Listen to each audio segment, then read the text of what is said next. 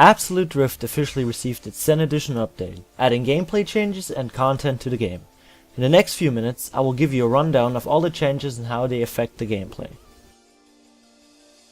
As you enter the menus, it seems pretty much the same, but once you go to check out the control options, there's now additional support for PS4 and Xbox One controllers, which eliminates the issues people used to have in terms of input. The support also now comes with server layouts for you to get comfortable in, making it easy for people to find their way. Everybody that now starts out or is going back to the basics will be greeted by a new tutorial. After picking the difficulty, you won't need to finish certain tasks to advance anymore, but will be provided with a training course for each segment. This makes it easier to practice certain things whenever there is a need to do so. These changes also carry over to the Driftcana segment. For example, if you now need to train hitting boxes or finding a perfect way to get all of them, there will be a stage for just those boxes. If you ever have been interested to see your friends drive, or just been curious on how the person holding the world record is doing it, it is now possible to have a ghost car driving on the track with you, allowing you to take a peek at how they're doing it real time. Should the ghost car not be enough for you, there are also now replays for you to check out by going into the leaderboards. This way you can easily take a look at every single performance, allowing you to analyze them.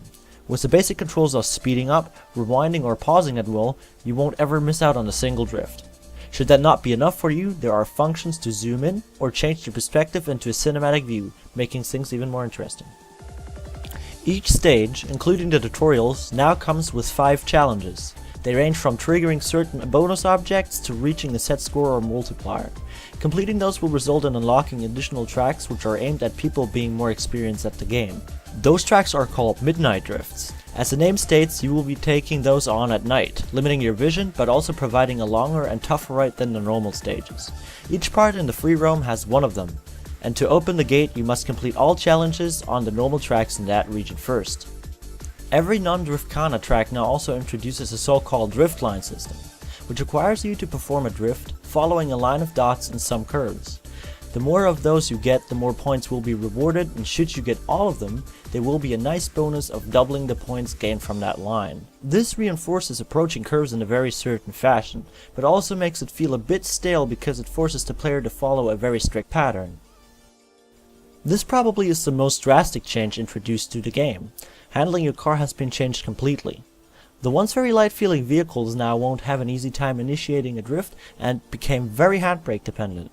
For people that played the old version, including me, this can prove difficult as some playstyles weren't that dependent on using the handbrake in every curve. I find myself struggling on certain stages, putting me into a spot where I have to relearn a lot about the game. Taking a curve without the handbrake makes the car feel very heavy, but the right time to brake will eliminate the feeling more effectively now and also makes initiating drifts quite easy.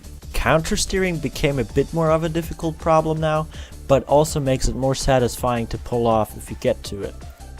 All leaderboards have been reset since the update, making room for newcomers and pre-update members to compete from the start.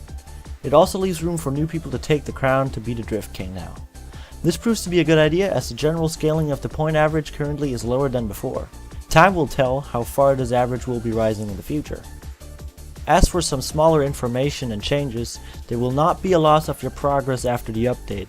Everyone that has been playing before this version will keep everything they had up to that point. The save file now also ends up in the Steam cloud, so reinstalling the game will not eliminate any progress at all.